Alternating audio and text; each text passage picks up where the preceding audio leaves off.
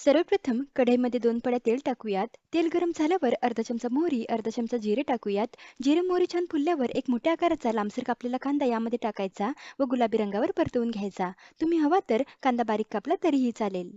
कांदा छान गुलाबी झाला की 3 ते 4 हिरव्या मिरच्या बारीक कापून घालायच्या व 9 ते 10 कढीपत्त्याची पाने टाकून मिक्स करायचं. यामध्ये आता 1 चमचा आलं लसूण पेस्ट व चिमूटभर हिंग टाकून 2 मिनिटे लो टू मीडियम गॅसवर छान परतवून घ्यायचं.